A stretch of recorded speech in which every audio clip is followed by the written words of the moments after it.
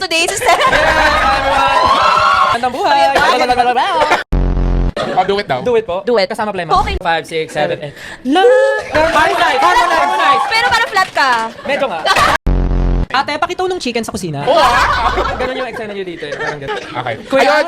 Ay, okay ka na ba? Okay. Kuya, yung car ka ba kay Molf? Kasi Wow. Anong kulay ba ng car mo? rose gold. Wow. Wala naman po akong masyadong naiisip na kasabihan ngayon. Pero naniniwala po ako na kung kaya nila, edi sila na lang. Tama. Huwag na tayo mapilitan, masyado na tayo maraming pinapatunayan. Magpahinga naman tayo, guys. Tama. Kayo na lang. Kasi anin mo ang kasabihan ko walang maniniwala. Tama. Ano sa'yo ko eh? Hindi lang dito kayo. Direct dito ka ng purple, oh. Purple yung blush mo, dito. Kulot pa rin ba? Yung sa taas, sa baba. Oh, ito na. Baka sabihin naman dito, ako lang yung guest, di ba? Ako yung salita ng May salita. magsasabi bang ganon? Oh, thank you. May nakita akong clip na nagbababay, tapos naiiyak ako. Tapos iniisip ko ng time niya, naiiyak ba talaga ako or ano lang to? Performative lang ako na. Gusto ko lang magkaroon ng content sa TikTok na, grabe na. Nagkaroon ba? Nagkaroon? Sabi ko, successful ako. Tingin niyo po sa amin sino yung nag-away nung time na? Ayan. Basically ka lang magkakapit. Magaling ka na. Gusto ko to. Sige na nga, gamitin mo na nga yung miss ko. Hindi na okay na, sabi mo paubos na eh. Di, manghiram na lang ako kay Ken. Sabi, gamitin mo na. Kaya hindi na nga, nanghiram na nga ako kay Ken. Tapos bigla niyang bira to. Sinabi ang gamitin mo eh. Anak ng pucha, anong problema na ito? Sabi ko sa gilid, ha? Ako yung nanghiram, sila yung nag-aaral. Di ba dapat sa akin ang clout?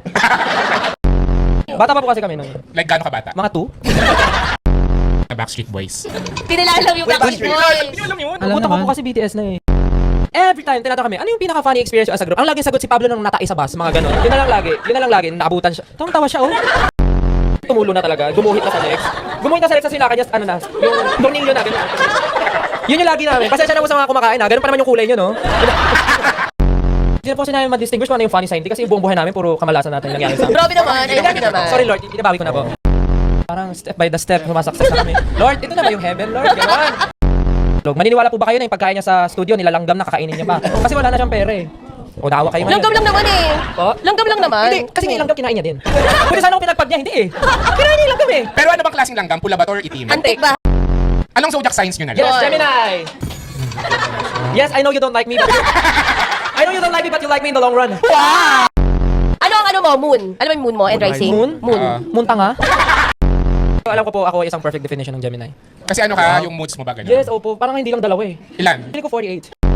Iba-iba kami, iba yung ginawa sa amin. Parang gano'n. Tapos pagdating sa kanya, parang pinabura yung name niya na Pablo. Tapos iba yung name na sinasabi niya. Pero pag tinanong po siya, anong pangalan mo? Tapos, Jojo. Alam nila. Sabi Jojo. Tapos anong apelido mo? Wain. Jojo Wain. May gusto daw siyang patayin. Ah. Sino yung gusto niyang patayin? Yung mind reader o ako? Ikaw. Ako!